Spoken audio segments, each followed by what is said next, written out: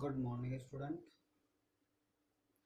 आज की वीडियो में हम सीखेंगे टी एच ई का साउंड दा कहाँ होता है और टी एच ई का साउंड डी कहाँ होता है।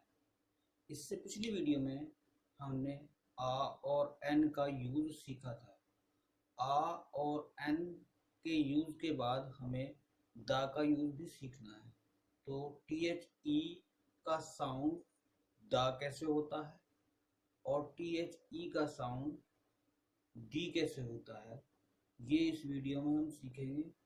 और आपको उसके बाद 3 इंटरेस्टिंग बातें इंग्लिश के बारे में बताई जाएंगी जो आप इस वीडियो में सीखेंगे। इसलिए इसको आपको पूरी वीडियो को देखना है और उन बातों को सीखना है। तो आइए चलते हैं हम टी एच ई के साउंड पर।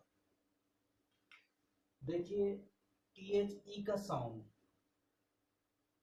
टी एच ई का साउंड डी जब होता है जब उसके बाद वोवल आया हो।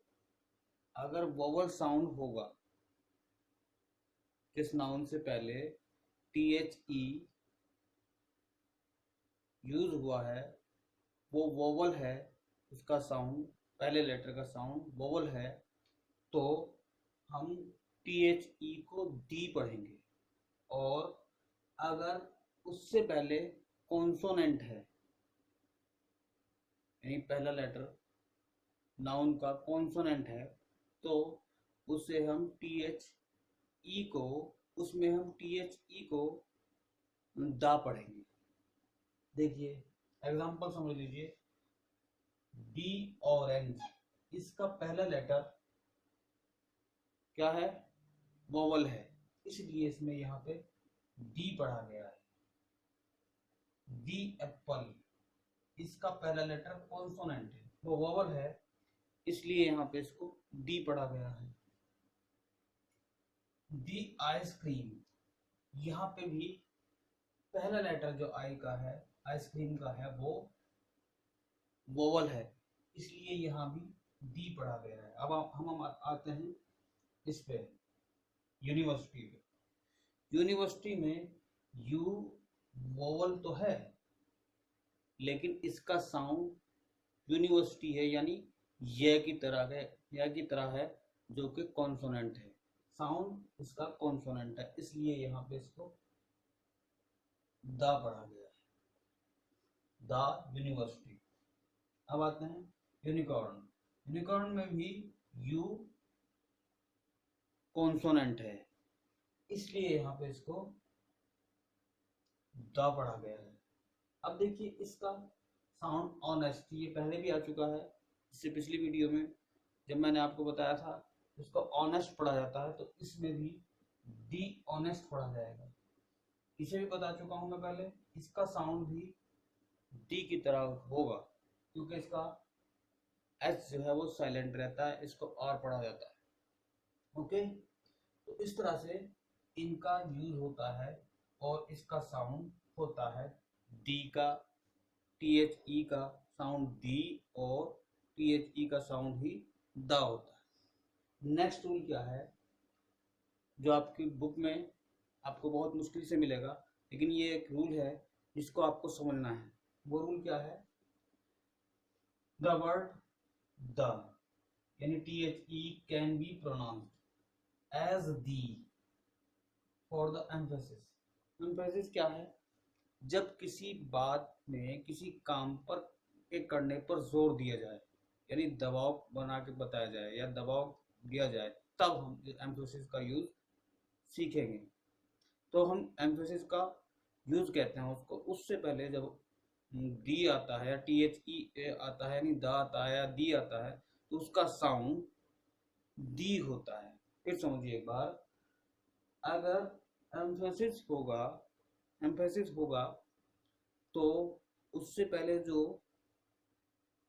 टी एच ई आएगा उसका साउंड, टी एच ई का साउंड दी होगा, दा नहीं होगा, दी होगा। कैसे? She spoke to the queen, यहाँ पे क्वीन से बात की जा रही है, बताया है क्वीन से शी ने, तो शी कोई सिंपल पर्सन है और उसने किससे बताया है, किससे बात चल रही है, क्वीन से, यानी दबाव देके कह रहे कि उसने क्वीन से बताया है। नेक्स्ट सेंटेंस में देखिए, I talk to the president today, मैंने प्रेसिडेंट से बात की, मैं एक सिंपल पर्सन हूँ और मैं प्रेसिडेंट से बात करूंगा तो मैं दबाव देके उस बात को कहूंगा कि मैंने प्रेसिडेंट से बात की, यानी एम्फेसिस हो गया, इसलिए दी पढ़ा जाएगा, इसको THE को दी पढ़ा जाएगा। ओके, ये बात आपकी क्लियर हो गई या फिर समझना है एक बार आपको? फिर समझ लीजिए, अगर किसी वर्ड का, किसी नाउन का साउंड वोवल होगा तो उससे पहले अगर दी आ रहा है तो यानी THE आ रहा है तो उसको हम दी पढ़ेंगे, और अगर कॉन्सोनेंट होगा तो THE का साउंड द होगा। ओके, तो इसे नोट कर लीजिए, और इसके बाद आपको वो इंटरेस्टिंग बातें जो बतानी थी वो बताऊंगा, उसको पहले इनको नोट कर लीजिए, फिर वो आप जो इंटरेस्टिंग बातें हैं वो सीखेंगे। ओके,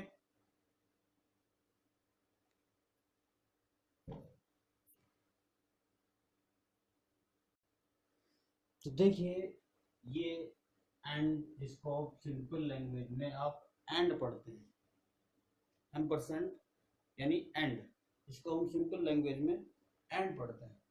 यही 27 लेटर था, कब ये बुक थी 1683 में ये पब्लिश हुई थी, जिसमें अल्फ़ाबेट बताए गए थे, और उस अल्फ़ाबेट में इस एंड को यानी एम्परसेंड यानी ET को, जिसको हम एंड पढ़ते हैं यार, एम्परसेंड को 27 लेटर में रखा गया था, और ये आज भी आपके कीबोर्ड में मिल जाएगा।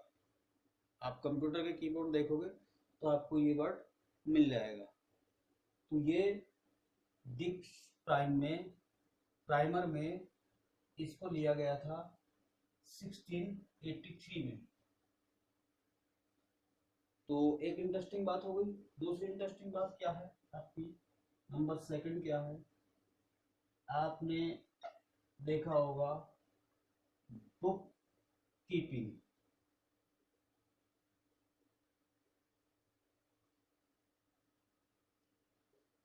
देखिए, बुक कीपिंग को जरा ध्यान से देखिए, कुछ आपको अलग सा लग रहा है इसमें? बुक कीपिंग में कुछ अलग सा लग रहा है? देखिए, इसमें तीन वोवल जो डबल है उनका यूज किया गया है। देखिए, एक वोवल, बल्कि एक वोवल, दो वोवल और तीसरा कॉन्सोनेंट, लेकिन तीनों कंसेक्यूटिव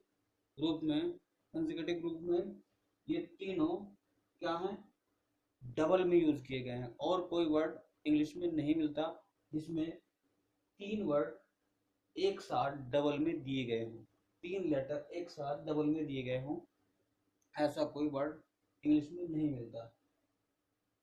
देख लीजिए फिर एक बार, इसमें बुक कीपिंग में तीन लेटर एक साथ डबल दिए गए हैं।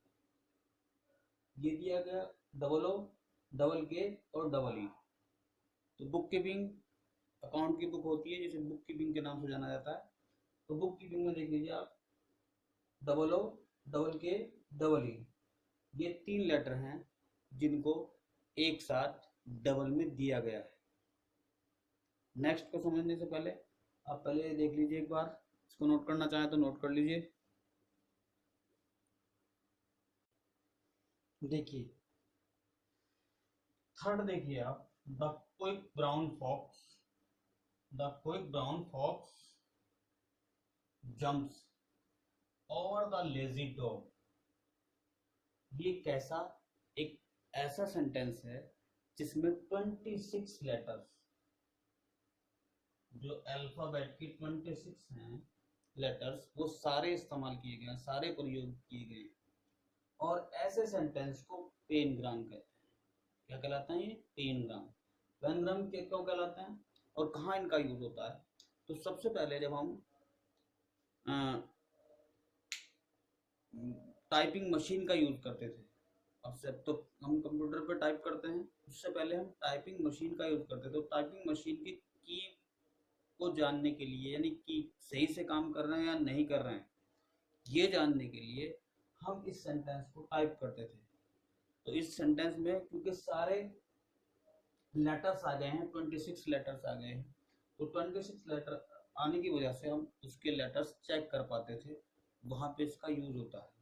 उसे कहते हैं the quick brown fox jumps over the lazy dog. तो quick brown fox jumps over the lazy dog, ये पेनग्राम कहलाता है। और पेनग्राम सेंटेंस कहाँ यूज करते थे हम?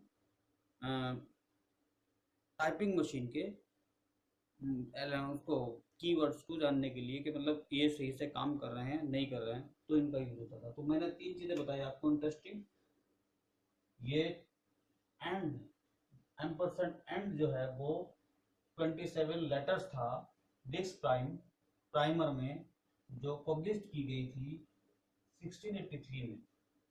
और आज भी आपको ये बुक मिल जाएगी, अगर आप आज भी देखना चाहें तो ये आपको बुक मिल जाएगी। और इसमें बताया गया है कि किस तरह से हमें टीच करना है बच्चों को और किस तरह से उनको सिखाना है। तो उसमें यही बताया गया है कि ये 27 लेटर्स था। क्या? एम्परसेंड एंड, या सिंपल में एंड कहते हैं हम इसको, ईटी शब्द से मिलके बनाया ये। इसको 27 लेटर्स में रखा गया था। अच्छा, बुक कीपिंग पे आता है। बुक कीपिंग ऐसा वर्ड है जिसमें 3 डबल लेटर्स एक बार में ही आ गए हैं। 3 डबल लेटर्स एक बार में ही आ गए। बुक, डबल ओ, डबल के, डबल ई। तो बुक कीपिंग में 3 लेटर्स एक ही बार में आ गए। ठीक है। अब आता है third, the quick brown fox jumps over the lazy dog. इसमें ये ऐसा सेंटेंस है जिसमें 26 के 26 लेटर आ गए हैं और इसका यूज टाइप मशीन के कीवर्ड जानने के लिए किया जाता था। ओके। अब इस वीडियो को आपको लाइक करना है, सब्सक्राइब करना है, और इसी तरह की इंटरेस्टिंग वीडियो आपको मिलती रहेंगी। Okay, thank you.